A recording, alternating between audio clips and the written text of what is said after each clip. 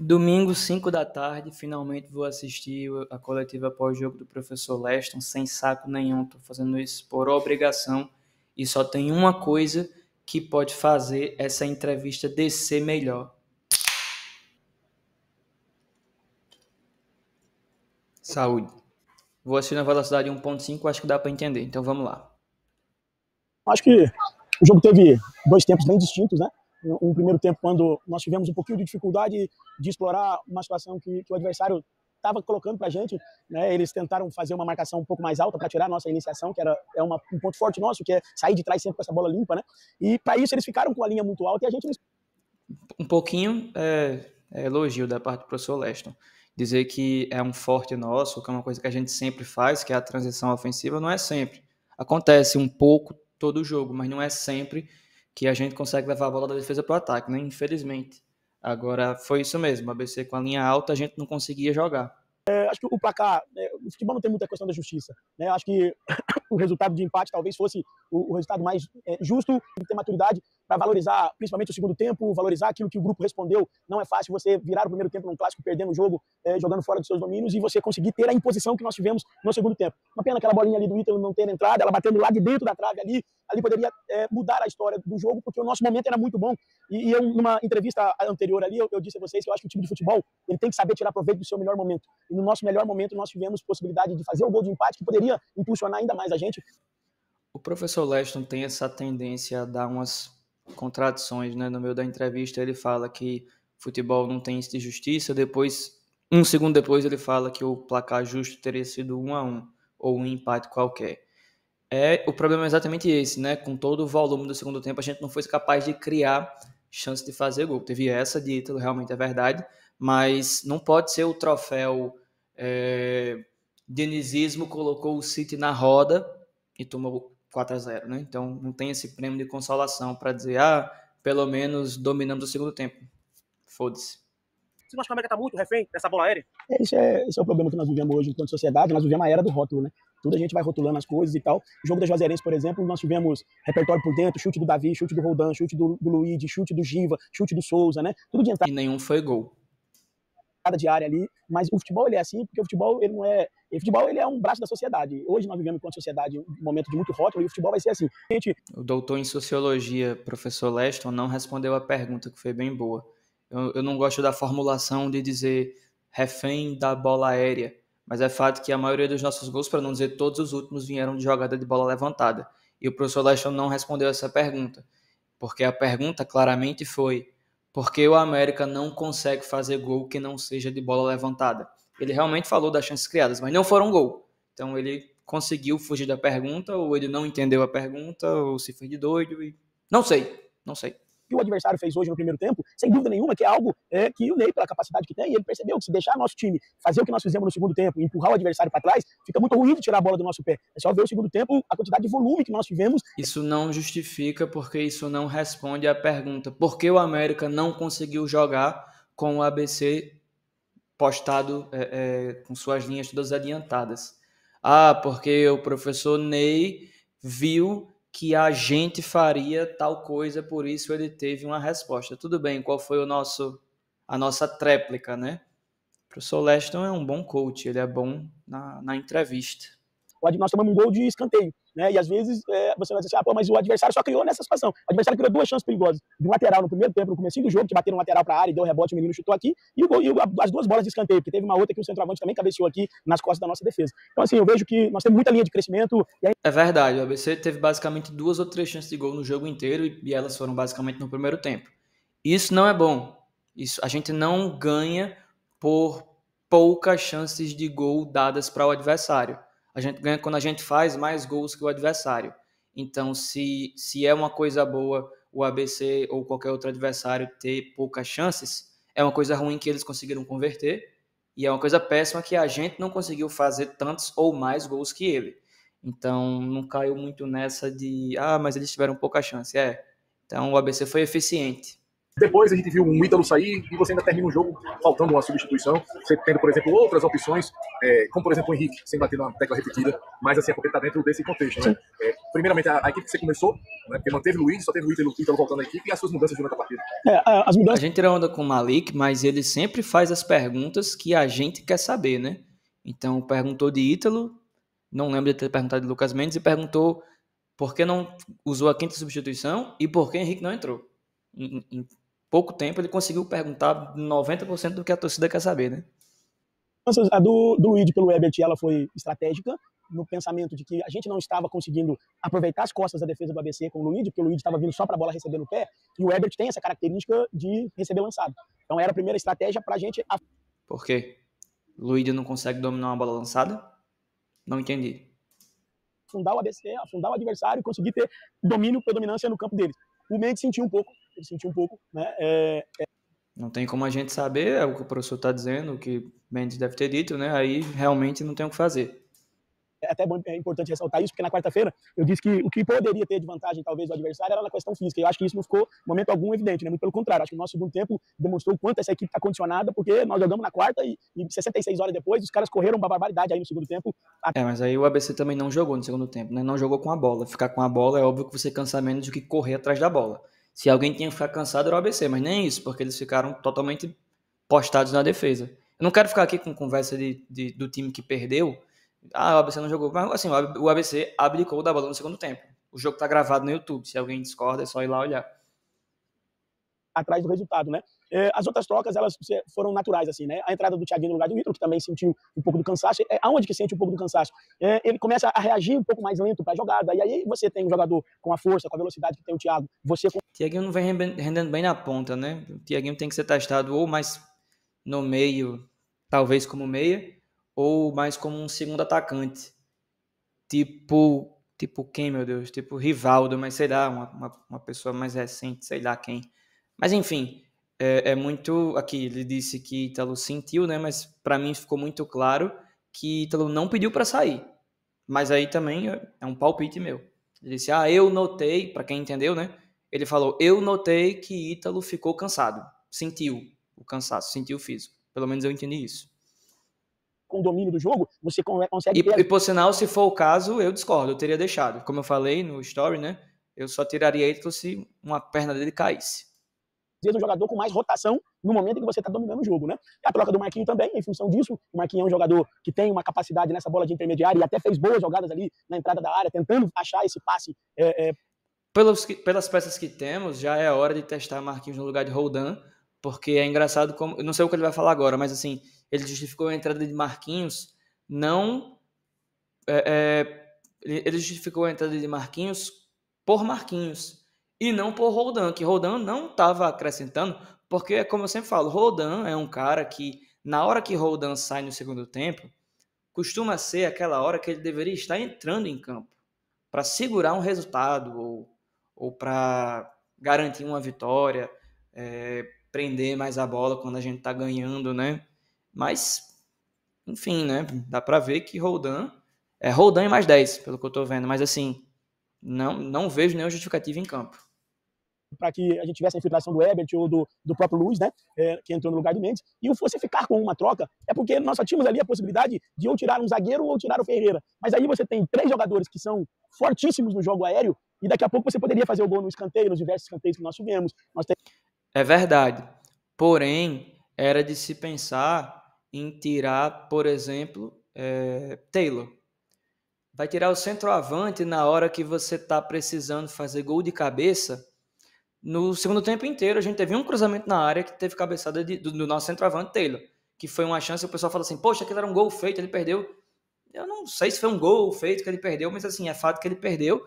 É o 4º gol de cabeça que ele perde, mas assim, se ele não está em números conseguindo fazer essa diferença, era coisa de ter pensado assim, será que não vale a pena colocar mais alguém na criação para a gente tentar ter mais criação pelo meio, tabelando, os pontas entrando, lá ele, mas enfim, agora já foi, né? Eu não concordo em deixar uma substituição por fazer. poderíamos daqui a pouco numa falta lateral dessa, você ter jogadores, porque o adversário ficou muito baixo e você poderia daqui a pouco criar uma situação nesse sentido. Então, às vezes, a última troca não acontece exatamente porque você já não tem mais quem tirar do jogo. Você vai tirar o centroavante. Não, mas um jogador como o Souza, num jogo como esse, não é inteligente, não seria inteligente da minha parte tirar um jogador tão decisivo como é o Souza. Polêmico, né? Eu ainda vou fazer outros conteúdos sobre Souza, mas aqui é verdade. Souza numa bola parada poderia ter feito um gol de falta, ou poderia ter levantado uma bola na área que tivesse dado em gol, ou como no jogo contra o Globo, poderia ele mesmo ter feito um gol, né? Tá jogando bem? Não. Tá jogando mal? Sim, está jogando mal ao longo dos jogos inteiros, mas nos números ele ainda está contribuindo. E se tivesse tirado ele ontem, talvez a torcida tivesse sentido esse gosto de sangue na boca e ficado mais feliz, mas ao mesmo tempo, se não ganhasse ou se não fizesse um gol, com certeza a gente estaria aqui dizendo como é que pode tirar Souza, um cara que pode bater uma falta, pode cruzar um escanteio, pode fazer um gol. Então nessa, tudo bem, de não tirar Souza, eu concordo. Um jogo em que você está dominando. Talvez se o jogo estivesse fora do nosso controle e ele estivesse muito cansado, alguma coisa assim, e isso estivesse comprometendo o jogo, talvez poderia ser que sim. Mas a gente estava com domínio total do jogo e se você for analisar, a maioria das jogadas ofensivas, ela passa em algum momento no pé dele. É um jogador muito especial e a gente, nesses momentos... É verdade, o volume de jogo de Souza é muito grande, ele recebe muita bola, ele tem muita ação. Isso está inclusive no SofaScore, né, no jogo da Copa do Nordeste, e isso talvez até justifique, mais uma vez, eu vou fazer outro vídeo sobre Souza, mas isso talvez até justifique a quantidade maior de erros dele comparado aos outros. Primeiro porque é esperado que ele crie mais, então se ele vai ter mais ações com a bola e se ele vai ser o cara que vai dar passes ou lançamentos, é óbvio que ele vai errar mais. Mas o problema de Souza, que eu tô vendo, e é o que a torcida tá caindo muito em cima também, eu acho, né?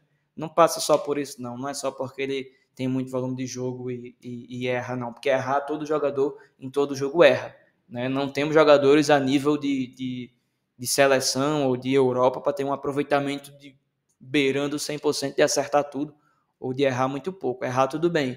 O problema é o tipo do erro e às vezes a hora do erro. Hoje foram 24 bolas alçadas dentro da área do ABC, contando com os escanteios. O que aconteceu que hoje vocês não conseguiram ter a efetividade que normalmente vocês vinham tendo? Foi mérito da defesa do ABC? Você entende dessa? Deus abençoe esse repórter aí, que eu acho que é da Jovem Pan. Não conheço. Parabéns. Pergunta perfeita, com o dado 24 ele falou, né? Porra, a gente teve uma cabeçada com o Taylor no segundo tempo, outra com Ferreira também no segundo tempo. No primeiro tempo eu nem lembro. Dessa maneira? Assim, eu acho que a nossa batida hoje não foi boa, né? Nós não tivemos, com 40 segundos de jogo, teve um escanteio pra gente ali, e a gente já errou a primeira batida, e isso foi acontecendo ao longo de todo o jogo. Aos 52, nós tivemos um escanteio aqui, e a batida também foi ruim. Eu acho que isso acabou impactando, sem tirar o mérito, obviamente, do adversário, que é um adversário que tem até a... 52 que ele falou, né? Foram os dois escanteios, ele não comentou que Ricardo Luiz errou os dois com o mesmo erro, bateu errado. Errado porque no primeiro ele viu que não deu certo, no segundo ele insistiu em jogar no segundo pau, assim, na entrada da área, né? 2 erros, assim, no finalzinho, que poderia ter dado em gol, a gente não já fez gol no finalzinho, então ele errou 2 vezes em seguida. Ai, meu Deus, fora Ricardo Luz. Não, tô dizendo que ele errou 2 vezes na hora que não podia errar, né?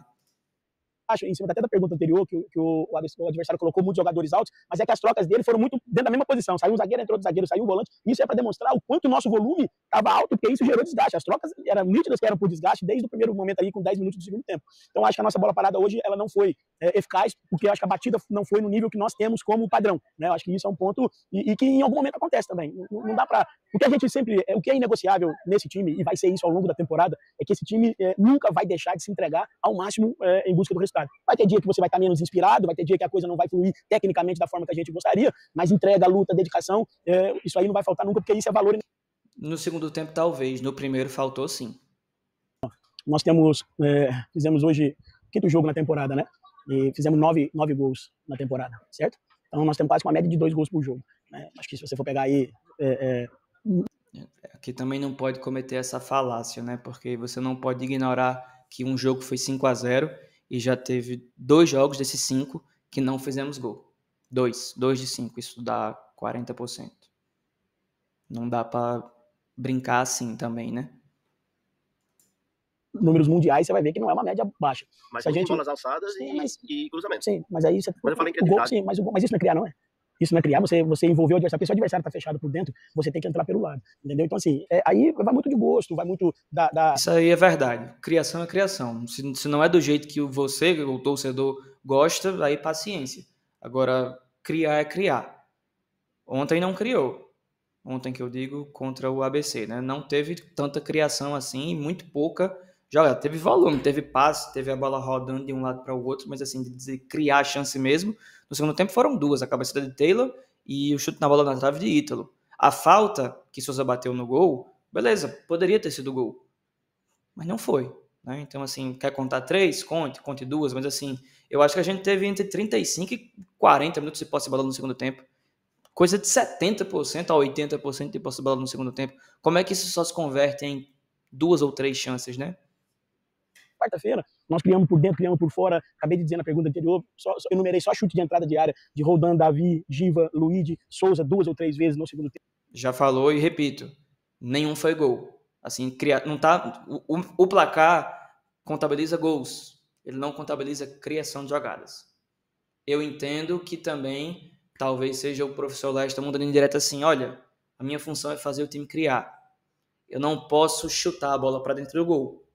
Já que ele não pode dizer isso, né, ele não pode jogar os caras debaixo do ônibus, aí ele fala desse jeito. Mas por outro lado, você dá um chute de fora da área, como teve um chute de Davi Gabriel contra a Juazeirense, foi um chute da intermediária. Poderia ter sido gol, poderia, claro, mas vai contar com isso. E eu sou a favor desse tipo de chute, porque uma bola dessa pode desviar em alguém e entrar. Foi basicamente do mesmo ponto que Tess fez aquele gol do acesso. Agora, também não dá para contar com a sorte, né? Mas assim, aquilo pode ser um rebote que dá em gol, pode ser uma bola desviada que dá em gol, pode ser um escanteio, né? Que é um forte nosso. Mas o fato é que nenhuma dessas jogadas que ele falou aí resultaram em gol. Tempo da Juazeirense, né? O clássico, isso foi uma coisa que a gente disse, inclusive na preleção, o clássico, você vai criar 2, 3 vezes. Isso é, pode ver todo clássico, é muito difícil você pegar um clássico onde os dois times criam uma barbaridade, isso é um jogo muito tenso, isso é um jogo onde as equipes competem muito, né? E assim, é óbvio que ofensivamente, todo e qualquer time, ele vai precisar de mais tempo para ele se ajustar. E eu não vou dizer, vocês nunca vão ver uma entrevista minha reclamando que fulano tá machucado, que Beltrano não pôde jogar, que o outro lá tá suspenso. Eu não vou dizer isso, porque eu entendo que nós temos um grupo de atletas e precisamos trabalhar diariamente para extrair o melhor desse grupo. Mesmo que às vezes, porque assim, se eu quisesse usar desse argumento, eu diria assim, ó, nós temos 3 centroavantes. E o centroavante que mais jogou até agora é o Taylor, que é um garoto que nós trouxemos, entre aspas, como uma aposta. Seria muito mais conveniente para mim dizer que é isso. Eu acho que a gente pode melhorar. É verdade, ele não pode usar essa justificativa. Agora sim, aquele negócio, se Taylor foi contratado é porque o América acha que ele pode contribuir. E ele até agora fez um gol na estreia, mérito, e ele deu uma cabeçada, que foi uma defesa, no jogo contra o Globo. Aí no jogo seguinte, contra o Laguna, ele deu outra cabeçada que o goleiro também defendeu. Aí no jogo contra a Juazeirense, ele deu uma cabeçada no escanteio no segundo tempo, que a bola foi para fora. Talvez fosse para o gol, talvez tivesse sido gol porque o goleiro ficou vendido no lance. E aí contra o ABC, ele teve uma cabeçada para fora. No jogo contra o ABC, que ele cortou o supercílio, talvez tenha ainda essa justificativa. Mas se ele estava no jogo, né, tem que ser cobrado também. Então ele está com um volume muito grande de cabeçada, né, de chance criada, com um aproveitamento muito baixo. É como eu falei, ele de 5 chances, vamos dizer assim, ele fez uma, que foi na estreia contra o Baraunas. Você não pode demorar tanto tempo, levando em consideração, como ele falou, ele disse assim, no clássico você vai ter 2 ou 3 chances. E um centroavante, principalmente, ele também não vai ter muitas chances. Ele vai ter 2 ou 3 chances num jogo normal. Num clássico ele vai ter uma, como ele teve agora contra o ABC. E ele cabeceou para fora, talvez se cabeceasse para dentro fosse gol. Não vou entrar aqui na discussão se foi um gol perdido ou não, foi uma chance criada, isso é fato. Agora, o aproveitamento dele está muito baixo. Pelo amor de Deus, não estou querendo comparar com o Romário. O Romário falou assim, eu treinava com a mentalidade de que eu ia receber uma bola e eu só ia ter aquela chance para fazer o gol. Então, acho que todo mundo pode ter essa mentalidade. Todo mundo vai ter esse talento, essa técnica, essa habilidade, não sei. Mas talvez essa mentalidade, né? Agora, isso também pode ter sido uma indireta para a diretoria para dizer, olha, eu estou usando a nossa terceira opção, que veio mais como aposta. Preciso de reforço. Pode ter sido isso. Se ele não disse, eu estou dizendo. Claro que a gente tiver não é isso. É porque é mais difícil, é mecanismo, é movimento, e a gente vai melhorar todos os dias para que a gente possa ter cada vez mais uma equipe bem equilibrada. Uma equipe que sofra pouco defensivamente e uma equipe que consiga ser agressiva dentro daquilo, primeiro, que a gente tem de característica e segundo, dentro daquilo que a gente tem de possibilidade dentro do jogo. Até que o América sofre pouco na defesa, né? A questão é que quando você pensa na quantidade de finalizações a gol que a gente sofre, por exemplo, estou falando das Juazeirenses porque é um jogo que tem os dados na internet. Eles deram uma finalização a gol, pelo que eu lembro. Talvez esteja enganado, mas foram poucas. Aí saiu um gol. Então, contra o ABC também, talvez tenha sido 2 finalizações a gol, e a gente tomou um gol. Contra o próprio Globo, foram talvez 2 ou 3 finalizações a gol, e eu estou contabilizando com aquela que bateu na trave, né? Porque aquilo nem conta como finalização a gol, ela conta como uma finalização para fora. Eu acho absurdo, né? Às vezes a bola bate na trave e entra, aquilo é gol, aquilo não é a bola para fora. Mas o fato é que a gente, entre aspas, sofre pouco, de sofrer, né? De tomar pressão. Quantos milagres Renan fez? Eu esqueci do pênalti, né? Contra o Globo, mas eu ia até dizer isso. Quantos milagres Renan fez nesse ano? Tirando o pênalti, que é muito mérito dele, né? Não conto nem como milagre. Ali é o talento dele, ele treina para fazer aquilo, é mérito. Agora, a gente tá sofrendo pouco nesse começo de ano, né? Porque a gente tá com um aproveitamento muito baixo defensivamente. A gente tá sofrendo pouco e tomando gol. Sobre a Souza dependência, qualquer time de futebol que tem um jogador especial, como a gente tem o Souza, ele é dependente. Isso é verdade. Souza é meio que o nosso termômetro. E independente de quando ele joga bem ou mal, ele costuma ser o cara que vai ou fazer um gol ou dar uma assistência. Isso não está colocando ele, nem nenhum jogador, acima de críticas. As críticas são totalmente justas. Agora, quando a gente cobra assim, Souza tem que fazer isso ou aquilo, como é que isso entra na cabeça de uma pessoa que não tem um substituto? Souza no banco, ok. Para colocar quem? Jogador especial, e a gente vai ter dependência dele sim, porque não tem como não ter dependência de um jogador tão especial como ele. Isso, inclusive, me faz pensar como o América precisa de alguém para dividir essa responsabilidade com Souza, mas quem é? Quem é esse jogador que está disponível no mercado aí? Eu acho que é questão da gente pensar em contratações, é óbvio, eu não sou scout, eu não sei quem contratar, mas precisa de alguém, no mínimo assim, no meio campo para ajudar na criação. Se conseguir um cara que tenha a característica de defender bem e atacar, para quem lembra, né, tipo um Anderson da vida, se conseguir esse cara no mercado, contrate para ontem. O preço que ele der, pague, pelo amor de Deus. E um centroavante que não precisa nem ser genial, só precisa ser um centroavante que esteja disponível. Parabéns para você que chegou até o final desse vídeo enorme. Você é muito mais americano do que eu. Tenho certeza que eu nunca mais vou assistir esse vídeo, mesmo sabendo que tem eu falando. Agora, se você chegou até aqui, comenta, curte, compartilha, diz que ficou uma merda, diz que não quer mais esse tipo de conteúdo, diz qualquer coisa. Valeu!